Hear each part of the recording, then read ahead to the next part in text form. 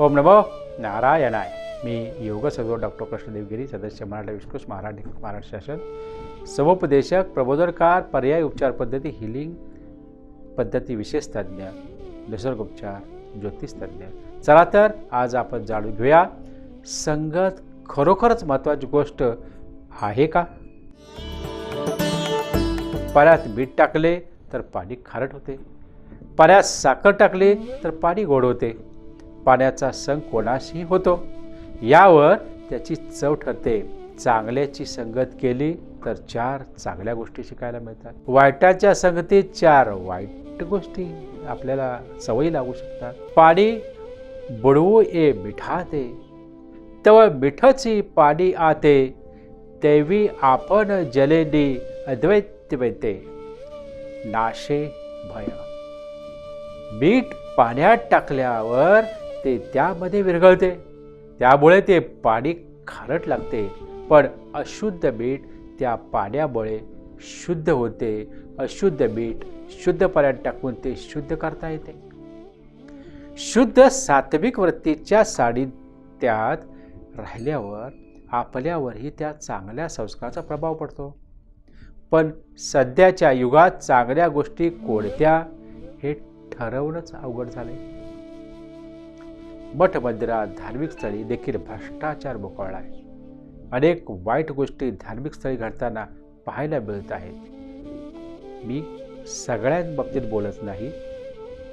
याचा अर्थ असा की काही ठिकाणी, सगळ्याच ठिकाणी अशा घडतात असं नाही आहे. पण काही चांगले संस्कार सुद्धा चांगल्या ठिकाणी आध्यात्मिक केंद्रात निश्चितच होतात. अशा वेळी सुसंस्कृत ठिकाणी कशी शोधायची हा मोठा प्रश्न आहे. अशाने धर्माची बदनामी होत आहे आणि ही बदनामी सर्वच धर्मस्थळांची होत आहे. याबाबत अपप्रचारही केला जात आहे. स्पर्धेच्या चढाओढीच्या युगात प्रत्येक जण एकमेकाला खाली खेचण्याचे प्रयत्न करत आहे. अशाने वाईट गोष्टींना प्रोत्साहन मिळत आहे. अनेक समस्यांनी त्रस्त अशा वातावरणात ठिकाणी सात्विक असलेली मिळणार कुठे? चांगली ठिकाणे नाहीत याचा अर्थ धर्म संपला आहे असे तर नाही. चांगला विचार हाच खरा धर्म आहे. चांगल्या विचाराची पुस्तके हीच सात्विक विचाराची ठिकाणे आहेत. ती शोधणे गरजेचं आहे. चांगल्या विचाराच्या संगतीत, चांगल्या विचाराच्या पुस्तकांच्या संगतीत आपोआप चांगल्या गोष्टीची संगत घडते आणि आपण चांगलं व्हायला लागतो. स्वतःलाच ही सवय लावली तर इतरही त्यामध्ये सहभागी होतील, इतरांना ही सवय लागेल. मुखप्रचारातूनच चांगल्या गोष्टीचा प्रचार होऊ शकतो.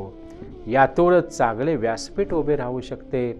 दुसरा भ्रष्ट कारभार करतो म्हणून स्वतः भ्रष्ट कारभार करणे योग्य नाही. दुसऱ्याने हात काळे केले याचा अर्थ आपणही काळे केले पाहिजे तर ते चालेल का? हे चूक आहे. चांगल्या संगतीत तर चांगले संस्कार घडतील. चांगल्या संगतीत राहिला तर चांगले संस्कार घडतीलच. लोक चांगले म्हणतील. चांगल्या विचारात राहिल्यावर वाईटांची भीती कसली करणार आहे तुम्ही? आपण कितीही निरुपयोगी असलो तरीही जर आपल्याला चांगली संगत मिळाली तर नक्कीच आपल्या आयुष्याचे सोने झाल्याशिवाय राहणार नाही.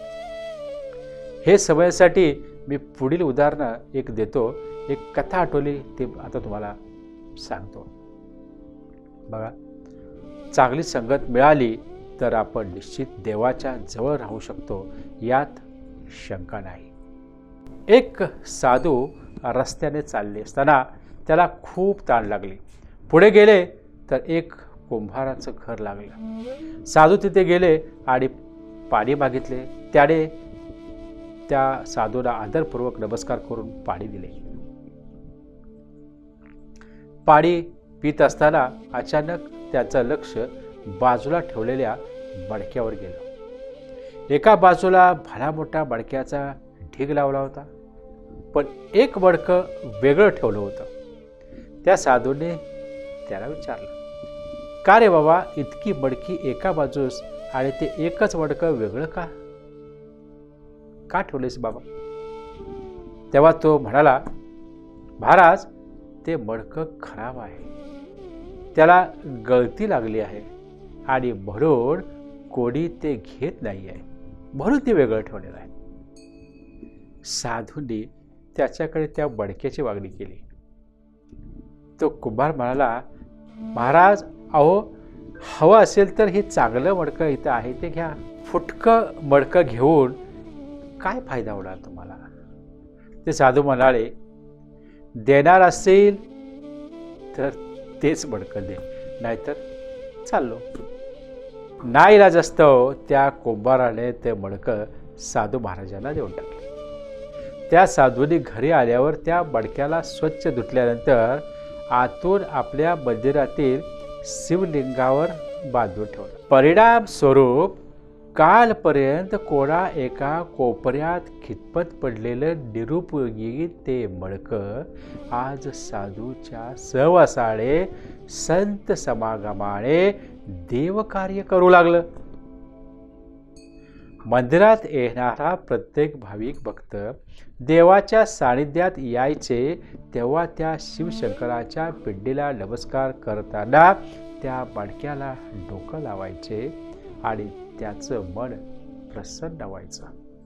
जर एक मातीचं मडकं एका साधूच्या सहवासात येऊन त्याच्या जगण्याचा मार्ग बदलत असेल, क्षणात ते कुठल्या कुठे पोचत असेल, तर आपण तर मनुष्य आहोत. मग आपण जर गुरुच्या, संतांच्या, चांगल्या व्यक्तीच्या, सज्जनांच्या सहवासात राहू तर काय आपलं जीवन सुंदर घडणार नाही? घडेल की नाही?